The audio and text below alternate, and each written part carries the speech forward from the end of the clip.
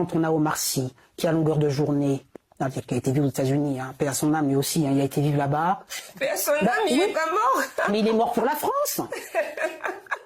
Mais il est mort pour la France. Monsieur tourne des films avec les États-Unis, très bien. C'est plus son problème. Pour moi, il est mort pour la France. Il a oublié qu'il a commencé avec les téléphones là et son ami Fred et que Canal+ lui a offert une vitrine. Si le Canal+ était si raciste que ça, comme il dénonce tout le temps que les blancs sont racistes, etc., que la France, etc. Lui et Madame Jordana, c'est ça. Bon, c'est pareil. Elle aussi qui a dit que en France, tous les, je ne sais combien, tous les jours, il y a des Noirs et des Arabes qui se font massacrer dans les commissariats. Vous voyez, Madame Jordana, c'est ça, Jordana, l'actrice. Oui. Toutes ces personnes-là, pour moi, crachent sur la France qui leur a tout donné.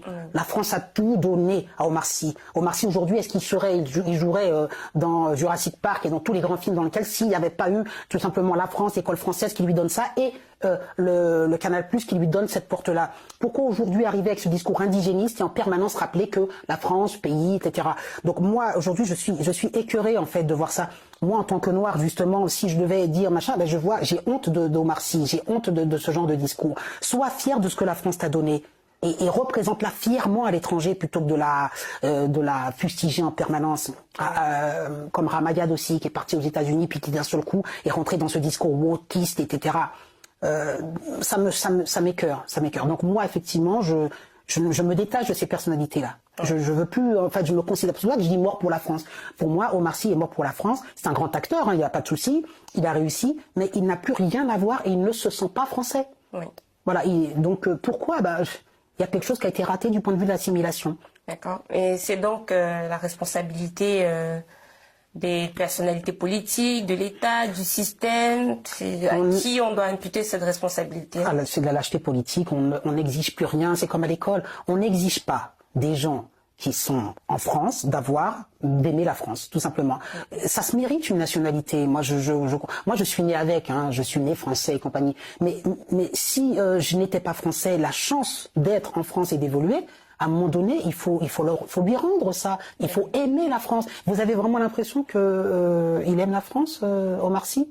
Vous avez vraiment l'impression qu'il aime la France pour dire ce qu'il dit? Je prends aussi le cas de Karim Benzema. C'est pareil. D'ailleurs, c'est assez intéressant de voir que Deschamps l'a rappelé, mais qu'en même temps, il peut pas le mettre parce que, vous voyez, il y a une sorte de désamour comme ça. On n'arrive pas, il n'y arrive pas. On n'arrive pas à prendre Benzema, qui est l'un des meilleurs footballeurs français de l'histoire. C'est la même manière. Il y a quelque chose qui ne matche pas. Quand vous regardez les tweets de Benzema, vous avez vu le nombre de tweets qu'il fait contre la France? Il y a toujours des sous-entendus dans ces tweets. Vous n'avez pas à me dire que Benzema se sent français. Dans toutes ses revendications, il y a un côté, voilà, moi je ne me sens pas français. Et il rejette la France. Donc après, ils se plaignent d'être persécutés, ou ils se plaignent qu'on ne les accepte pas. Mais je pense que la France aurait pleinement accepté Benzema si Benzema s'était senti français.